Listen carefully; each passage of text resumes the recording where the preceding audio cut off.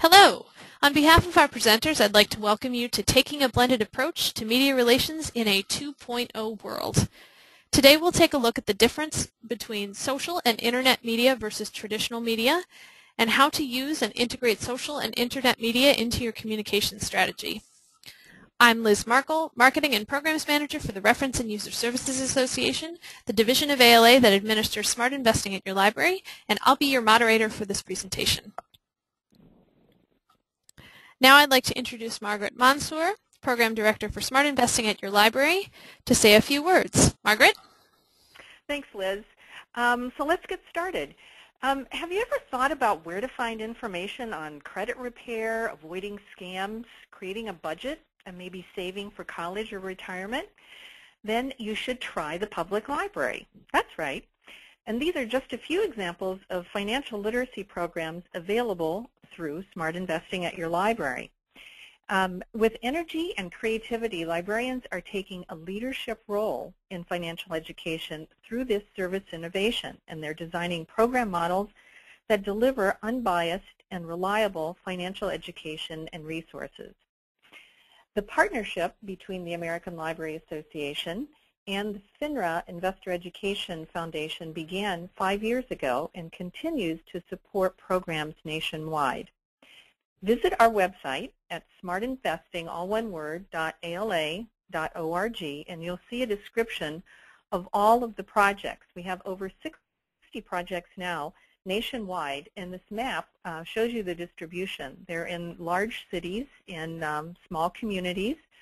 We have one statewide initiative in Iowa, and the programs are all very different and really geared towards what their communities need. Our purpose today is to share with you strategies to make sure that audiences in these communities are fully engaged and know about the learning opportunities that are available to them.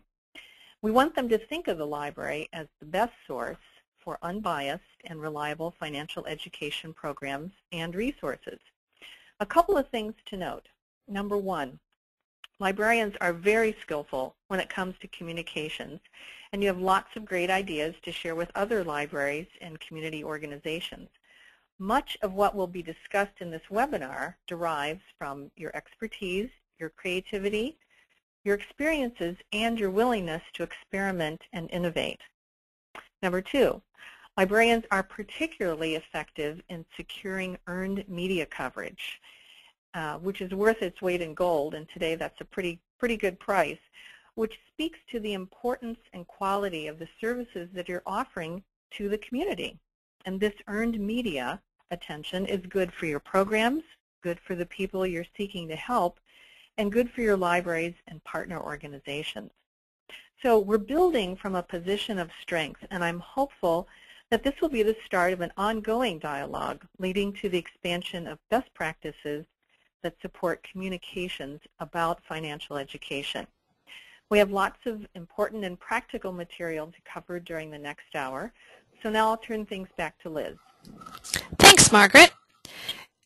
And now I'd like to introduce our PR guru and presenter for this session, Patricia Martin from Lit Lamp Communications Group. Patricia? Thanks, Liz and Margaret. Welcome, everyone. Today we're going to look at how to actually use social and internet media versus traditional media outreach. And we're also going to talk about how to use and integrate social media and internet related media into your PR campaigns. But I wanted for a second, before we dive into the very specific tactics that I'm going to share with you, I want to pull back a little bit and take the long view about what you're really trying to achieve. And that is, you're actually going to be setting a new agenda for how the library is perceived. And that is a process that is evolutionary, not revolutionary. In other words, the media in your area is not necessarily thinking immediately of the public library as a place for the delivery of financial literacy and the kind of resources that you're able to offer through the FINRA relationship. And so part of what we're doing today is not only equipping you to do a stellar job at media relations, but also to kind of change the way the library is viewed just by the kinds of tactics you'll use and the way you'll create relationships with the media by cultivating them through the use of social media. So our focus today, even though there's plenty to talk about in terms of how to use social media for marketing the library's services, and that's all very valuable, we're going to focus strictly today on earned media. And so we'll be talking about how to use these various social media tactics to reach the journalists and bloggers and influentials in your community so they can start talking up the financial services resources that you're offering. Let's first get a little look at what's going on in the landscape of journalism right now. Too few journalists have to cover way too many stories. You are more than well aware of the glut of information that's available because you're in the information business. However, you may not be completely tuned in to just how lean journalism has gotten, so that you know, the New York Times last year let go more than 2,000 paid journalists. The Chicago Tribune here, where ALA is headquartered, has seen 3 employee reductions in the last year. And so what this means is that in order for a journalist to be able to keep his or her job, they have to have breaking news stories, which means they have to have a story that is unique to them. And so whereas back in the old days you could send out a press release and everyone might cover it, now they're looking for a special angle that is going to set their publication apart or them as a journalist or blogger apart. And so even though librarians tend to be in their natures very democratic, we're going to encourage you with some of the examples that we're going to present today to really think about cultivating relationships with some trusted voices in the media and feeding them stories that you know are good for their audience and good for their voice, and making them loyal to you so they'll cover your stories again and again. Some of the opportunities that get presented to you at this point of this dissolution of traditional media is that you can become a resource for busy reporters. Not only have busy reporters, you know, seen their colleagues fall by the wayside through staff reductions, they've also lost their fact checkers and their assistants.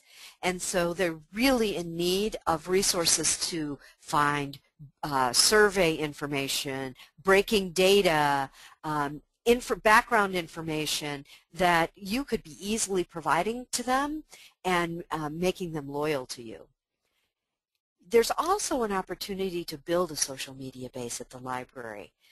The public library is becoming more and more a platform for people to not only come and use your books, use your materials, but also to come together to learn, to express themselves, to even you know, use your computer equipment to do their own production and broadcasting work. And so it's possible for you with some of the events that you host to invite local bloggers and local journalists to actually be experts and panelists at an event that you might host. And again, you're helping them build audience and them build awareness. And this leveraging of the library as a platform is a way for you to change the perception of the library. As many of you know, because you know, OCLC has tracked this information year after year about how libraries are perceived. Libraries are still perceived as a place for books. And so part of your job is to change the way people view the library so that it makes enormous sense for them to turn to you for financial literacy offerings as well. And then the final thing that I want to cover in terms of the opportunities that this dissolving journalism market presents is that you can improve your findability because you're experts at understanding how information gets sourced. And so many of the tools and tips that we're going to share with you today are going to help you make smart investing at your library resources more findable to journalists who might be looking to cover a story, and it wouldn't even dawn on them that you might have resources for them in this particular topic area. Here's a challenge, I think, when we look at what it takes to launch a new service like financial literacy in a Web 2.0 world, is that you really need to understand where to begin. And the first thing that you can do is start by listening. Twitter is a phenomenal opportunity for you to do that. And we'll share specific case studies with you about how certain libraries have done that, but just let me make the point now that by working with Twitter and using a hashtag being that pound symbol, signing up for an account on Twitter if you haven't already, and going into search by hashtag and putting that hash and then finance, hash then money saving, using financials terms, you can find who are the journalists in your area or even outside of your area who are writing about this, because journalists are heavy users of Twitter, most of them. How do you use social media to create relationships? And it's really a mindset. So you're thinking return on relationships. So with all of your various social media that you're going to be working with, you're going to want to make sure that you're understanding how that social media is helping you cultivate a relationship with a journalist who's going to cover your stories on an ongoing basis. And I want to just point out the benefit here to you is that as these journalists develop relationships with you, they will turn to you again and again for stories, meaning they'll email you or they'll tweet you and say, do you have anything on this? I'm doing a story on X. Is there anything going on in the library that's related to this? And that's the mark of a well-cultivated relationship with a journalist. What should you be doing with this social media? Well, again, we're at the launch point, so we're thinking, okay, you want to prepare your key messages, and you want to base that on the user, the end user, as a throughput, as a way of thinking about how those messages need to be crafted. And I want to mention to you, we've got some examples on the Smart Investing at Your Library website of actual key message points, and you can just cut and paste using those in your own community, tweaking them naturally for any nuances in your community. But so the preparing key messages based on user needs is really all about talking about debt and creative ways to save and saving for college, saving for retirement. So you actually want to be creating key messages that sound like headlines, and they are sound bites, and they are under 140 characters. So here would be an example off the top of my head of a good one. More than 76% of all millennials will exit college with more than $50,000 worth of debt. What can we do? Question mark. Visit your library, or you can put a bit.ly link, a hot link actually to your website or to a video or to another piece of media. So preparing those key messages in ways that are really provocative and put the user, the end user at the library, at the center of the message is the way you want to go. And when should you do this? You should think in terms of when the media is hungry. Obviously, when they're hungry, they will be more willing to eat the messages that you're going to send out to them. When they're already overwhelmed, they're not going to be open to your message. So think about thematic approaches and think about approaches that might be seasonal. And here again, I want to point you to the website because we have a media calendar that gives you ideas about how to use various times in the year to reach the media when they're at one of their hungry points, and they'll be more willing to consume the outreach that you're putting out there, suggesting that they cover a story at the library, for instance, during tax time or at back to school, or International Women's Day. You could talk about women and how much women are saving for retirement. And why? Always keep the why at the forefront for a journalist in the 2.0 world. Journalists are really, we're seeing a change in tone for journalists in that they're either looking at the extreme story, you know, the story that is brutally cutting or salacious or sensational, or at the opposite end of the spectrum, they're looking for stories of everyday people who are finding hope in this economy, finding jobs in this economy, getting their financing back on track. So they are looking for rainbow stories. And so you need to keep in mind that that's what you deliver as a library. You play a really unique role in your community in providing trusted, credible, and non-commercial places for people to come and get information about money. So make sure that those kinds of stories, those mission-related messages, are interwoven in your communications.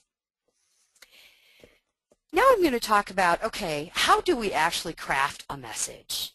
And first of all, I want you to keep these 3 rules in mind. Number 1, keep it simple.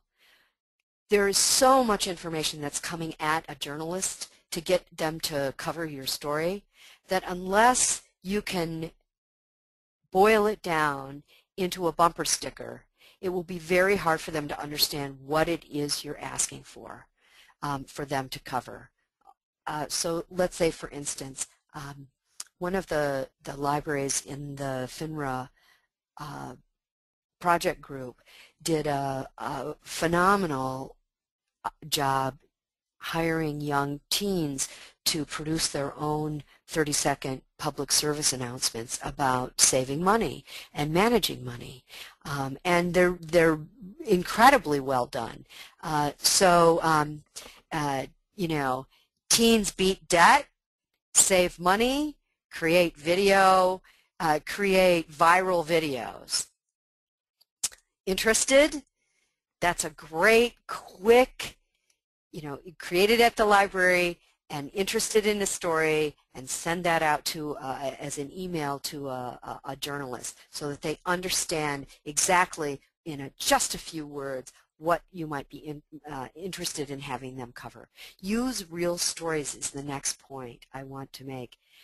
Sometimes people think that data is what will get more coverage, and we're finding in the day-to-day world, especially with the volume of information that's being put up in the cloud and stored up there, what seems to keep rising to the top are heart-tugging stories. And you have examples of those better than anybody because you're working face-to-face with consumers or patrons every day. And you can, mind you, you can use these stories without revealing names. So you can create a composite story, you can just do a John Doe story, but make sure that you're using real stories about people in real economic crisis who have come to the library and turned their lives around through you. And finally, include multimedia. You stand 100% chance, it's 100% chance of more coverage of your story if it has a video component, and about a 25% chance of coverage if it's got a snappy photo. So those video and photo opportunities are incredibly enticing, but make sure that it's well shot and to the point if it's a video. Next, I want to cover this topic of creating timely news hooks and using seasons and special holidays to your advantage, okay? So right now we're at back to school, and it's a great time for people to start talking about many parents have, for instance, packed their young adults off to college and or are thinking about it. Maybe they've got juniors or seniors and they're looking down the barrel of tuition, and they would like the media would like a story on how to start approaching saving for college in a unique way, or how to tackle financial aid processes and forms by getting some help at the library. Those back-to-school academic-related stories are always hot right at the fall. Tax time is huge, and it kicks off in January, and it really crests in April. April, by the way, has been designated as Financial Literacy Month officially. So you can use that entire window to keep pushing out story ideas to the media based on what's going on with your FINRA project and any special programs or services that you're offering at tax time. And then again, women's holidays. We find that because a lot of women do use the library, it's a good fit for FINRA-related projects to kind of skew a little bit female, because it's already kind of an installed audience that you have.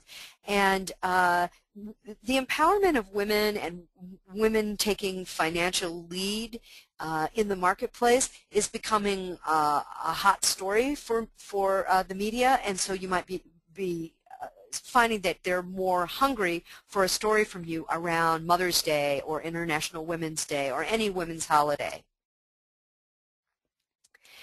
Now we're going to get to the hardcore nitty-gritty, if you will, of how you actually pitch a story using social media.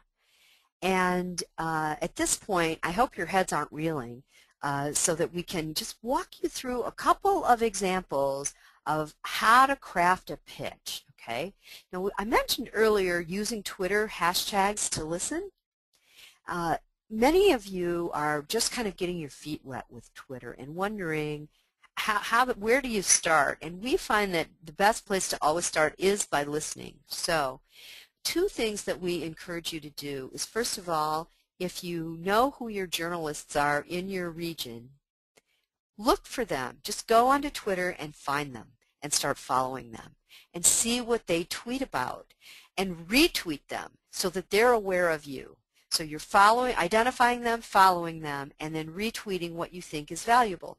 You also want to pay close attention to weeding out any of the journalists that you feel might not be right for a financial services story or a financial literacy story, or maybe not even right for the library. And make sure, it's not really about more is more. It's about cultivating your garden. So you want a few strong relationships, a handful of journalists who know and love you and are willing to cover your stories. You can also use the hashtags, as I mentioned earlier, just for listening to topics. So you can use the hash, again, in your search terms, you're plugging in hash and then a topic. So hash saving for college, hashtag FAFSA, FAFSA, which is the moniker for financial aid, hashtag debt. And just see who else is writing about this and tweeting about this. And again, you're going to start to see bloggers and journalists are going to rise to the top, and you're going to start following them. And this is how you're slowly but surely building now an audience of people who you will retweet, create relationships with, and then identify which ones of them have blogs. Many journalists have blogs. Many journalists live online and offline in terms of where their their stories show up. So for those journalists whom you've really targeted, that handful that you've groomed, you want to also check in at their blogs. Some people find it hard to comment on blogs and then also follow somebody's Twitter stream, so you might have to make a decision here, and don't feel bad about it. You can't spend your whole life on the internet following social media, so you can give yourself a break. But if there are a couple of journalists who you're really angling for, it's a good idea to follow their blogs and occasionally comment when there aren't a lot of comments. So you want to get in there fresh and early before there are too many comments, which they tend to lose track of. You want to follow the topic, see what gets discussed.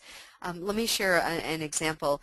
We had a client, and this is in a completely different category, but we had a client, and they have a unique kind of avant-garde candy company, and they have a line of lollipops, and they were thinking about innovating around some meat and potatoes type lollipops, and they decided to start with bacon. And so every day at 2 o'clock, somebody was assigned to just go and use the hashtag bacon and see how popular bacon was. And lo and behold, there were entire blogs devoted to bacon. And there were Twitter streams and Facebook people and bloggers who were very influential, and they found them through Twitter and followed the thread to their blogs and found that they had pretty large audiences. So they were able to see who the influential people were around the topic of bacon.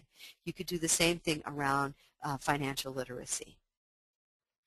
And then what they were able to do is they were also able to, for some of these people who were real bacon aficionados, they were able to occasionally not only follow them but say, hey, we have a free sample of a new product, bacon lollipop, want one? And started sampling that way. And then they found that they started getting retweeted about the samples and blogged about the samples. And again, it's just an example of how you can actually drive it down into something that's going to earn you media coverage.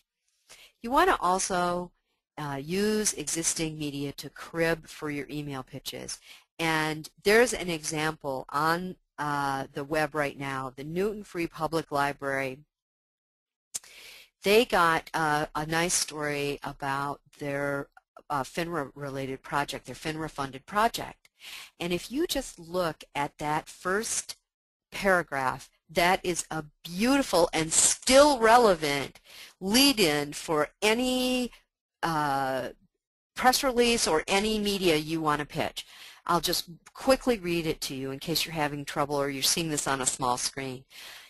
It starts this way: with 401k and college funds tanking, the stock market riding a crazy roller coaster, and some banks on the brink of nationalization, it's no wonder that the average Joe and Jane are just a little nervous about what to do with their money. Where to turn under such circumstances? If you don't trust your stockbroker, what about the reference librarian at your local public library? That's a perfect pitch that you could crib from for reaching out to your own local media. Now we're going to talk about putting even more social media into your marketing mix to reach media and to drive the churn on the web. Okay, so fasten your seatbelts and we're going to give you specific strategies. First of all, let's clarify what your strategy is and then choose the right social media tools to support that strategy. So when we thought about this, we said, okay, well, what is Facebook good for in terms of strategy? It's great for lifestyle management. Especially young people use it for that. So you can be using Facebook, the library's Facebook account, to notify people of events, community event postings. Often it's a more personal space for reporters, so you can really create a brand personality for your library, and also you can be sharing things over to reporters that they might be interested, posting things on their wall. And this is Facebook is just a great way to really personalize the messages that you want to put out about financial literacy in your community. This is just an example of the Chesapeake Public Library. They're a grantee, and you can see how they've used the Facebook to really drive events on this particular day. And they also they created a web-based game with some of their grant funds called Save Steve, and they are using multimedia like Facebook to promote it. So I want to just turn you on to that. Make note of it. You might want to check it out because Save Steve is something that you could also be borrowing and using in your library and posting about it on your Facebook account. We think e-newsletters are underrated, and we find that libraries that use them tend to cultivate a really loyal audience, and this is your core. It is a narrowcasting opportunity, and opt-ins are really powerful. If you start getting people to opt in to take surveys, to learn more, to check things out, to look at things, understand that with every time they opt in to take some action on your behalf, you are inviting deeper loyalty to your library and to the content that you're putting out. You always want to include in your e-newsletter a call to action. You want to get your audience in the habit of doing things that you ask them to do, because eventually you're going to invite them to come to the library, get in their cars, and come to a program. And so this call to action business is really habituating them to do things on your behalf. You want a place to also showcase your partners, and e-newsletters are great for that. So you can also be using it to showcase local journalists. So let's say there is a finance journalist in your community who has covered your story. You want to include that in your e-newsletter. Even if they haven't covered the story yet, but they're covering really important stories about financial literacy in the community, you can showcase them in the newsletter and send them a copy of the newsletter, and it will just encourage their loyalty as well. Here again is an example from the Newton Free Library. The Newton Library has done a beautiful job here of talking about, they're using their e-newsletter as a way to talk about an event. Outsmarting investment fraud was the topic. And that you also see that they've got calls to action in there. Would you like to become more an educated consumer, but you can't make it to the meetings? Please help us help you by answering a short survey, or email us. Please remember to visit us, or check out past events on video. There are lots of ways they're offering to people to take a sip of what the Newton Free Library has to offer. Great example. I gave you this bacon experience and the hashtag experience. I just wanted you to see what it looks like, this hash bacon experience, and talk also a little bit about retweeting to build allies among the media. The media who are heavy-duty users of Twitter, they love to be stroked by retweeting. And you can occasionally, if you have followed them long enough, you can throw like chum into the waters a story idea. So let's say I'm using here David Brooks from the New York Times. This would be a potential tweet you would put out directly to David Brooks. At David Brooks, liked your essay on frugality. Our library has a new study debunks myths about debt. Let me just share with you why that particular phrase, debunks myths about debt, is going to get David Brooks to pay attention to you. Is because, again, even David Brooks at the New York Times is in a very competitive marketplace. And if you've got information that debunks a myth, that will help him rise to the top of journalists by latching onto that myth and writing about it, exposing it for his readers, and building value in his own writing. So there's a specific example of how you can use Twitter to reach out to a journalist if you've got a good story angle for them. And here, this is the Richland County Public Library. You're seeing they're using Twitter. This is their Twitter page. And they're using Twitter in lots and lots of ways. So they're talking about how you can learn how yoga can reduce your stress, learn how women's self-defense programs operate there. But I want you to pay attention down there near the bottom to check out this blog by RCPL featuring all things Amy Winehouse. And this was put out at a newsworthy moment when the death of Amy Winehouse, the musician, was announced. This is something that if you've got journalists following you and they're covering the Amy Winehouse story, they will see you as a resource, and they will toggle over to your blog. So in our case, let's say there's a breaking story about, let's say, Ben Bernanke. There's some story about Ben Bernanke.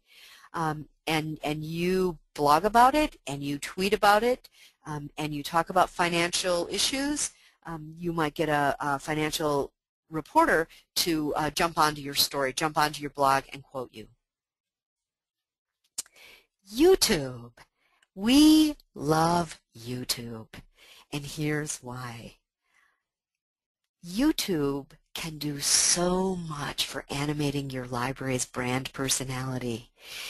And if we think back to the early slide where I talked about, hey, you know, you're changing the perception of your library so that your library is seen as a resource for financial literacy, for unbiased, helpful, free information about how to better manage your money. YouTube is very powerful for doing that, and I want to point you again to the website, because even if you're a grant for FINRA, or if you're a non-grantee, if you're just interested in starting up a financial service at your library, an advisory service of resources and information, a service that will provide a platform for local nonprofit partners who can give workshops. If you're looking to move your library in that kind of service innovation, then even borrowing some of the videos that got produced by other grantees will go a long way, and you can feature them on your website. It also helps with search engine optimization. We find that YouTube still has great pull, and we want to get this whole change in perception working for you on the internet, so that if a journalist is looking for a story and they might key in saving for college or saving for retirement or boomers are broke, and they pull up a video that has been produced and put out on YouTube by your public library, they will, trust me, they will include that as part of their story. They'll contact you and actually want to get more of your story because they're so hungry for video.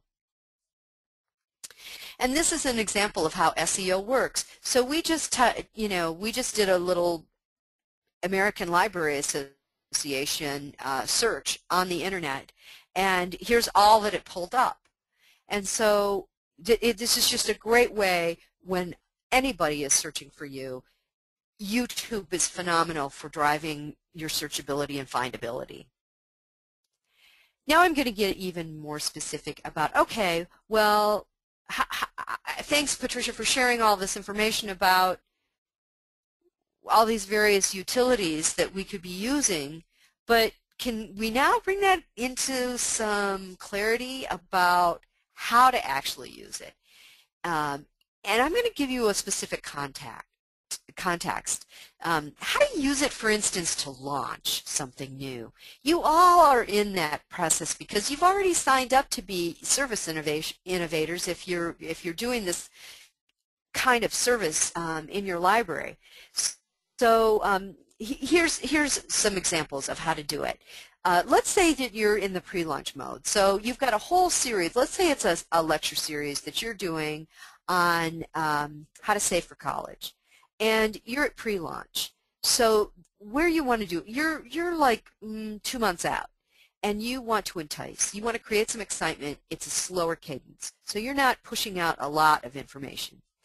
The tools you want to use are your newsletter, your website, Facebook, and blogger outreach.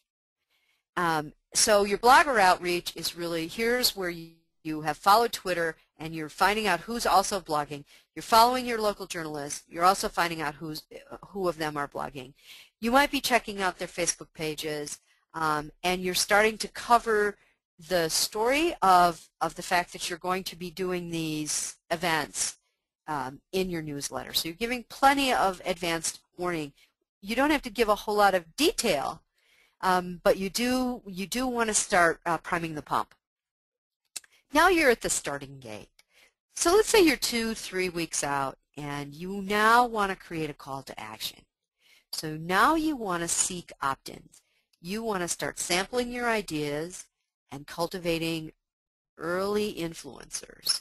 So these are people who could potentially retweet about it, invite their friends on Facebook, and get on your bandwagon. And it's a mid-frequency, so you're going to use these different tools, I'd say once a week, each one of them, the 2 or 3 weeks out. So you want to put something up on the homepage of your website that is a click-through. You know, it has a call to action. So you're asking people to actually, you know, let you know to opt in. And, you know, I know that there are some privacy issues sometimes around these matters, but truly people are wanting to be reminded these days of when something's going to crest so that they can get it on their calendar. And you want to use Facebook. Facebook is a great way to chat something through. So you saw the various examples on the Richland County Public Library. The Women's Self-Defense program was about 3 weeks out, and so they were just starting to let people know that they could come to the library and sign up online for that. And blogger outreach continues. And what I mean by that is that you're starting to send bloggers some ideas to see if they might be interested in potentially covering the story. Once you're into launch mode, and that means this is the week before the event, you are actually sharing content. So it might be previewing content. It might be that you're surveying, sharing survey results. You want to push your links to other marketers or other influencers. And you want to have your agents retweeting you at this point. So you want high frequency. That week before the launch, you want to really be using Twitter because Twitter really drives a lot of churn. It's a very rapid media, very current, and it's very easy for people to pile on and retweet. So, and Facebook, again, here's where you want to be using Facebook to using the events section in Facebook to announce any events that are going on. And you want to put a website crawl at the bottom of your website so you're constantly putting in front of people the fact that you are offering something in that week that they can get involved in, and you can kind of set that and let it do its job. Okay, now I want to turn to a couple of resources to help you get all this done. And our goal is, you know, we all want media coverage. We all want the library to be front and center in people's minds. But it's not, obviously, after I've shared all of these details, it's not easy. So we are trying to make it easier for you. So we've loaded the website with tools and tips to help you. So, for instance, we've got tools and tips and examples that were street tested by other librarians, examples of market research, actual surveys that they can use, staff training that is going to help you with quality service so that the brand promise that you're putting out there, that now you can come to the library and get some help with financial information and financial resources to help you manage your money better, is met on the other end by a helpful librarian. There's also plenty of content from the FINRA Foundation that has also been street tested as well. So in other words, you don't have to be financial gurus yourselves. You can tap into this information. It's all there for you. We also have multimedia downloads that you can borrow. Everything there is for you to take and use. It's all free. There are scripts, there are documents, there are plans, media plans. There's even a media training guide. And the media training guide is also about how to use the digital culture now to advance your media campaign. And so consider it a partner guide to this webinar. Feel free to download it. It is your field guide, step by step, for how to do much of what we talked about today. This is just an example of the different multimedia that you can access for publicizing your program. To help you find the media training guide, this is what you're looking for. This is the promotional calendar that I talked about, and this has the news hooks on it. So make sure you look for this, and it'll help you plan farther out so that you're not chasing the media a little too late or a little too early. You can time your media news hooks in a way that's going to get you results. Whew, we covered a lot of turf, I know. And so let me just bring it all back home to you. Here's what you learned today. You learned that changing perceptions of the library is going to be part of your job. And that's evolutionary, not revolutionary. In other words, it's going to take time for you to chip away at this. And, you know, as is the famous line about how to market a library, you have to stay everlasting at it. You need to use social media to change perceptions, because if you use that media, social media, it already tells people that you're wired and you're at the forefront. You can leave digital breadcrumbs for people as you use it so that they can find you better. You've learned how competitive the world of journalism is and how valuable it is when you cultivate a relationship with a journalist so that you can offer them an exclusive. For instance, you can tell them that a famous author is coming, finance author is coming to the library, and you can give them first crack at an interview with him or her. You've learned how to craft key messages that are pro-social and how to use the library's assets to attract these influencers and tweeters, how to engage the media using social media. Wow, it was a big agenda. But I just want to let you know before I wrap up that we have more tools coming soon, so please make sure that you check out the Smart Investing at Your Library website. I want to thank you all very, very much, and now I'm going to hand it off. Liz, would you like to make some final remarks, or should Margaret step up next? I believe Margaret is next for final remarks. Thanks, Pat. And Liz. And Pat, you've really shared some great ideas with us, and we want to thank you so much for your expertise. These ideas and these tools are just so helpful, and I think they can help improve anybody's communications plan. And just to reiterate things that Pat said, whether you're a grantee or you're just thinking about starting a financial literacy program in your library, you're welcome to use all of the materials on the Smart Investing at Your Library website. And we invite you to join us in this national network of public libraries as you discover new or effective ways, different ways of reaching your audiences through social media. We hope you'll share your successes with us. And now I'll turn it back to Liz for some final remarks. Thank you, Margaret, and thank you again, Pat, for sharing your expertise with us. We really appreciate it. We encourage you to visit the Smart Investing website, as Margaret and Pat both mentioned, to take advantage of the promotional tools available there, and we do ask that you check back often in the coming months to find new and updated tools as they're posted. That URL is smartinvesting.ala.org. And we do value your input and feedback about this learning experience and would like to hear from you. You can send any questions, suggestions, or comments directly to Margaret at mmansour@ala.org. Smart Investing at Your Library is brought to you by a partnership of the American Library Association, the Reference and User Services Association, a division of ALA, and the FINRA Foundation. RUSA supports ongoing service innovations in business reference for all types of libraries. We offer online courses and in-person workshops for business reference basics. We engage in discussions about best practices and outstanding resources available for business reference.